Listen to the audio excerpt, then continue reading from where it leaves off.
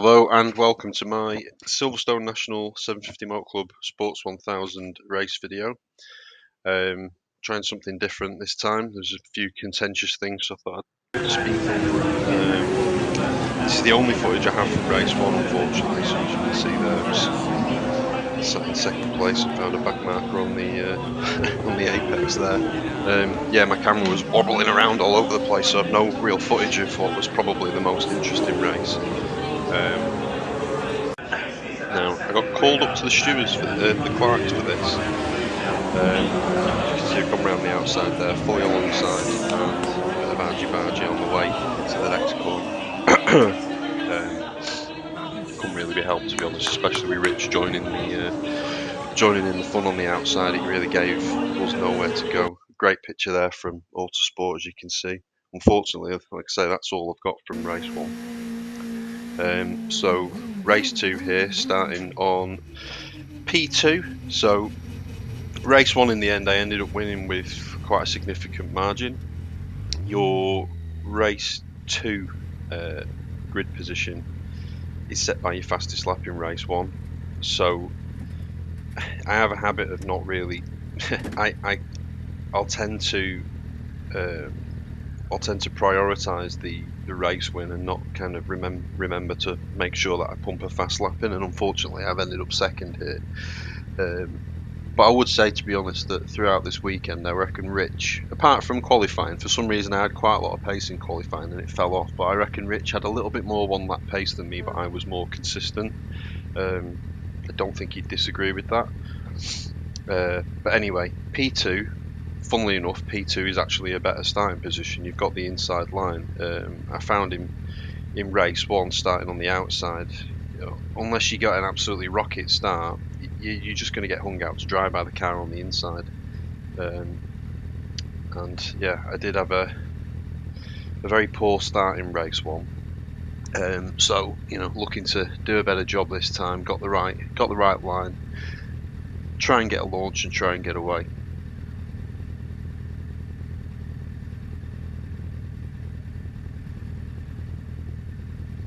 As you can see, I'm just kind of sat there waiting, not revving the nuts off the car or anything like that. I try and stay as relaxed as possible. People have different ways of getting in the zone. For me, I think it helps trying to detach a little bit as opposed to getting myself all riled up. So, other people have their own ways of doing things. This is mine.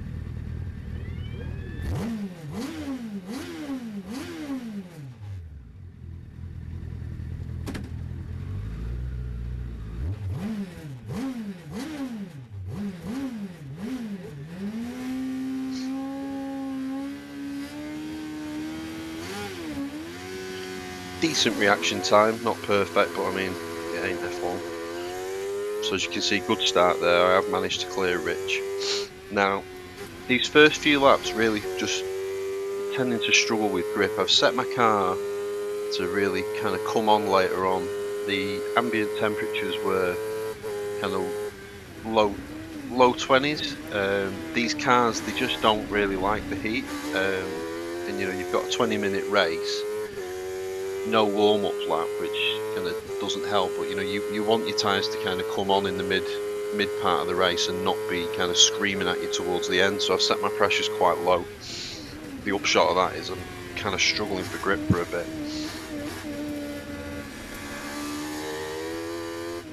Can't see an awful lot. Maybe I need to get a rear camera, but you can see Rich just in my mirrors there, so he's all over me at this point.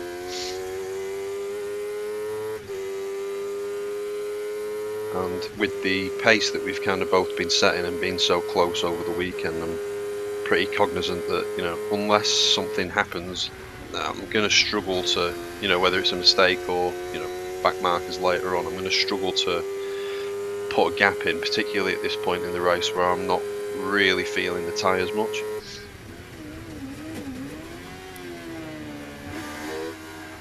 Struggling to get on the power there. As soon as I do, it's snapping sideways.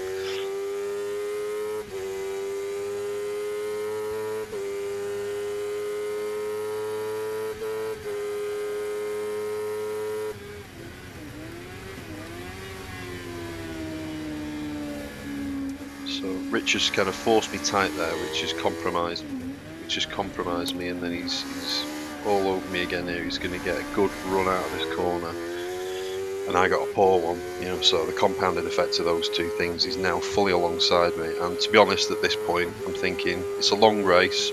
He's obviously got the legs at the start. I'm not gonna even dream of going around the outside here. There's no point whatsoever. You know, I saw Rich try that in race one, and it didn't work out too well. I think one of the things that you've got to do is just try and stay cool and calm and think, you know, we're 2 or 3 laps in and we've got a 20-minute race. Whilst I've managed to kind of keep level pegging with him here, he's wound up sticking with me, and now he's got the inside. So again, I'm going to have to concede at this point. All I'm really trying to do here is compromise him as much as possible. I've already kind of made peace with the fact that I'm going to end up P2 at the end of this lap probably. You know, this is really just to try and cock his line up a bit. Make it, you know, as difficult for him as possible. But at the end of the day, what I don't want contact or, you know, a gap opening up this early on in the race where, you know, I've got an abundance of laps to get the result that I want.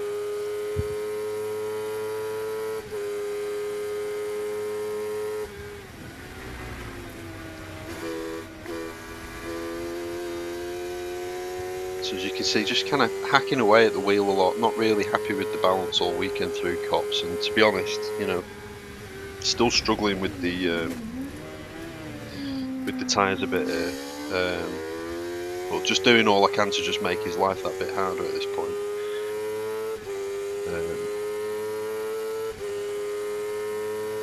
Decent slipstream there, but you know, he's held the inside. There's no way around at that point. You know, all he needs to do is just run it in and take that line back off me, which he's more than entitled to do. You know, not got a problem with that. Does make me laugh when people go around the outside and then kind of get all animated at the fact that the person doesn't just kind of roll out the red carpet and let them pass. You know, you've put yourself in that position.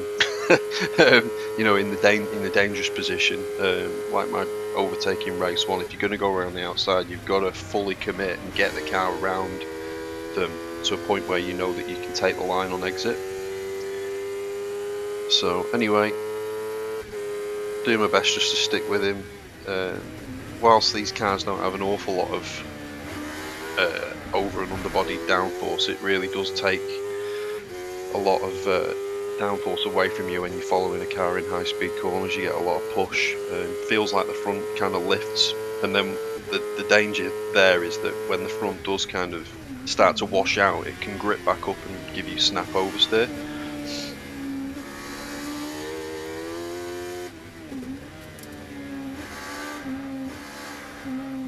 See, they're just struggling to get on the power, soaring away at the wheel, coming out of the corner with too much steering angle on, so as soon as then you do jab the throttle, the thing wants to spin up.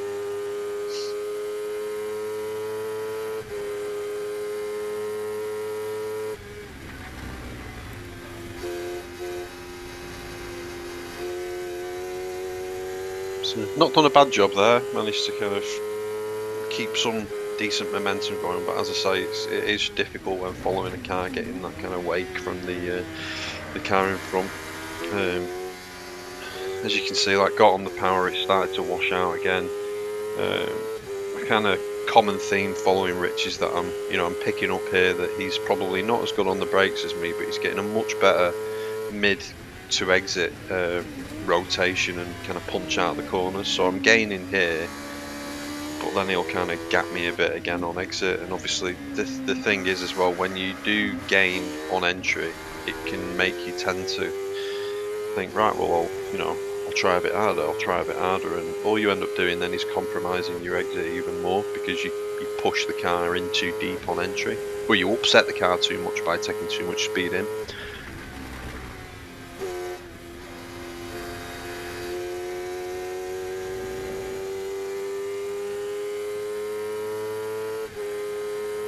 So really just trying to maintain status quo here, waiting for something to happen. When you're in a position like this, you've got to just try and keep some faith that something will happen, whether it's a back marker or a mistake or whatever it may be, something will happen. All you need to do is be there to pick up the pieces. But ultimately, when we're both circulating and doing our best, there's not really anything between us. So it's gonna, it is gonna take a mistake or just a lack of consistency in one way, shape, or form. But we're not even at the halfway point yet, so there's no reason to get stressed. Even if the gap opens up a little bit, like it has a little bit there, generally I can close it at will, but then when I get there, it's difficult to actually do anything because the car's not fast. My car's not fast enough to drive around the outside of him. He's very savvy in terms of, making sure that he defends the right line and all the rest of it. Whilst I'm probably better on the brakes, Rich is by no means bad on the brakes, and he's getting better exits. So yet again now, like he's driving away from me a little bit here. I think with I dropped the gurney quite a lot. I took a bit of downforce off the car, and it's just about got the legs on him right at the end. But the thing is, when you're not getting the punch out of the corner, it's meaningless. It doesn't. All you end up doing is just clawing back that little bit that you maybe lost on exit. So what you tend to find is, these cars are a bit of a conundrum to set up. They favour mechanical. Well, they don't favour mechanical grip. Mechanical grip and aero stability is, they're equally important, and ultimately, you just end up robbing Peter to pay Paul. If you set the car up for more mechanical grip, it'll probably be less stable at high speed. That's kind of what I've done here, and I'm struggling for mechanical grip, particularly on exit.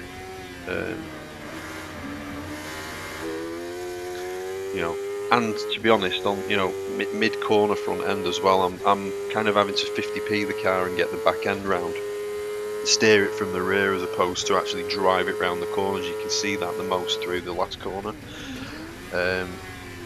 These cars can be a bit inherently understeery, but when you see someone kind of jabbing the throttle and hacking at the wheel, that's like this now. Trying to get the rear to come round to rotate the car, but then when you're getting on the throttle and it's spinning up more and then you're having to get back out of it, that's just tenths and tenths being lost. I dare say that Rich is having similar problems. It just depends whether it's as bad. And I would say at this point he's probably got a little bit more rotation where he wants it, whereas mine's kind of spinning up on the throttle.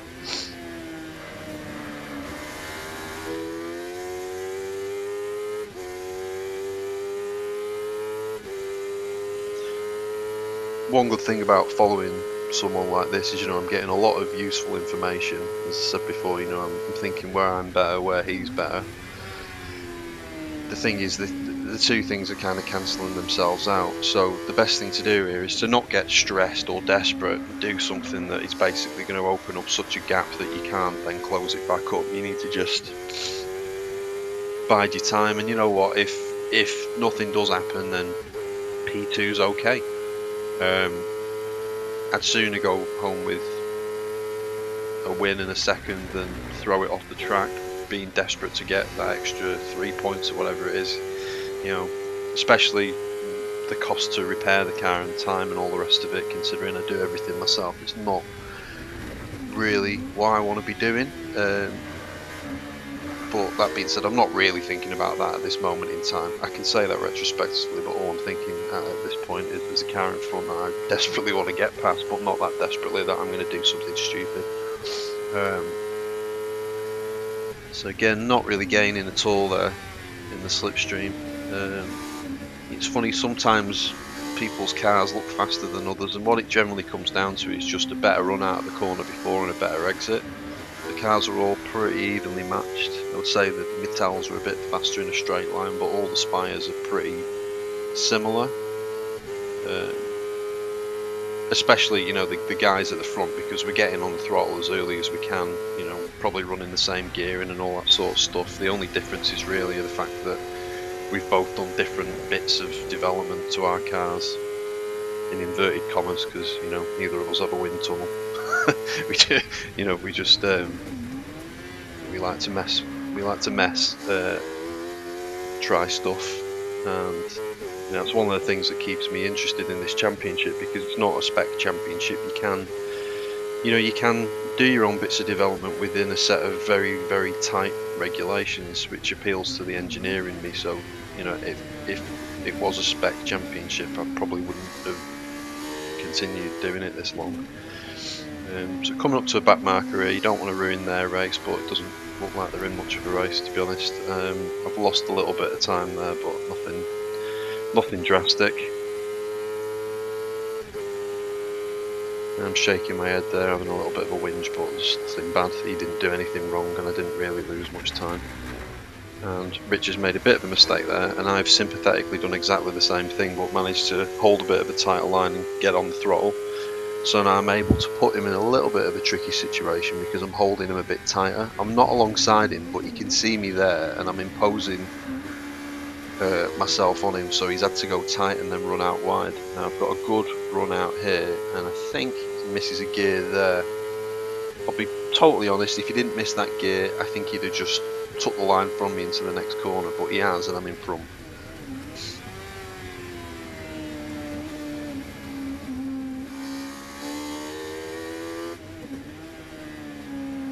So now it's just a case of get your head down and see what you can do. See if the car's any better in the high speed stuff now that I've not got a bit of a wake. See if I can do a better job of some of the corners where I'm hacking about the wheel a little bit, because as I say, it may actually be more that I'm getting sucked in, as opposed to there being any real kind of handling deficiencies. I think we'll find that it's probably a bit of both.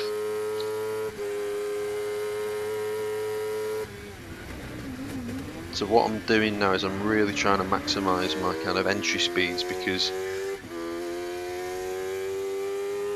it's quite easy. Once you've got track position, it's quite easy to defend the inside line into corners, especially if you're good on the brakes. So I know that he's going to have a hard time out braking me, even if he does get alongside me, with his better exits, because if I hold the inside line exactly the same as he was doing to me, he's going to have a real hard time of coming back at me.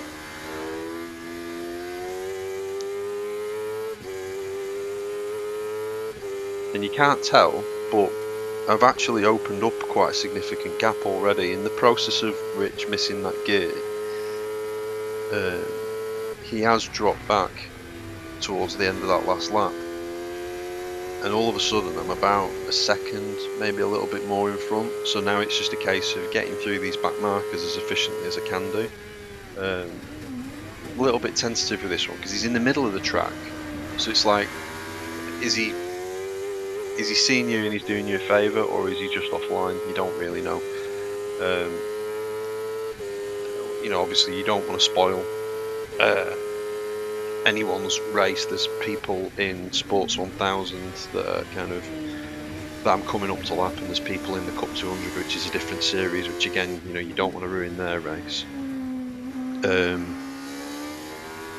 One of the things, we do have quite a lot of novices towards the back of the pack at the moment, and one of the things with that is that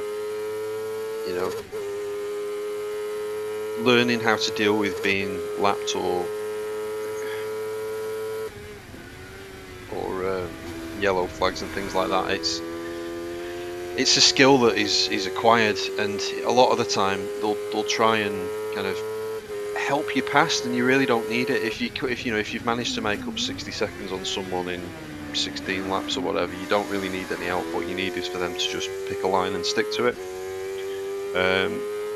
But no issues with any of them there. I'm just kind of saying that for the purposes of something to talk about. So we've got a yellow flag coming up here now. Bit slower around here than I would normally, just obviously because of the yellows, and you've still got the yellows there because there's a car off. It looks like it's made it towards the barriers. Thankfully they were okay.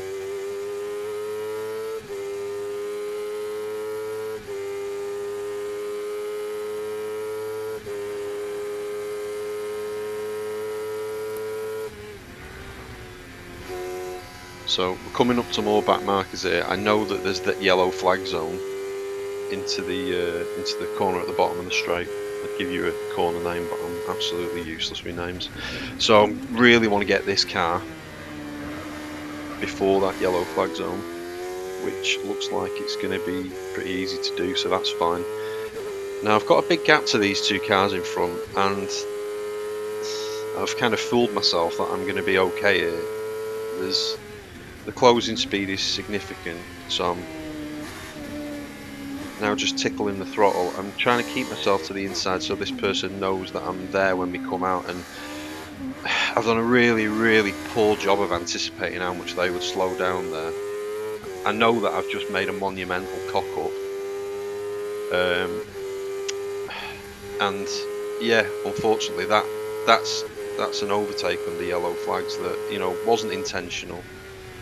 I didn't need to do it. You know, I had quite a significant lead that I was comfortably covering off at that point, but I have made, you know, a significant mistake. I think the car in front probably saw me there and moved out of the way and slowed down just more than I anticipated. Maybe thinking they were helping me out, I don't know. But really, you know, it's my own fault, and that is what it is. So now, obviously, I'm driving around thinking,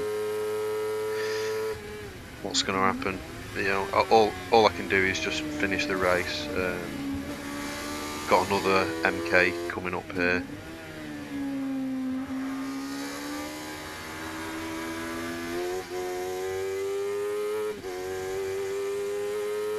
They've seen me, so that's fine. Green on the left, so I'm just going past as I'm coming out into the green zone. I think this might be the last lap or near to the end anyway. So I mean, there's not really much to talk about at this point, so I'll go into what happened after the race.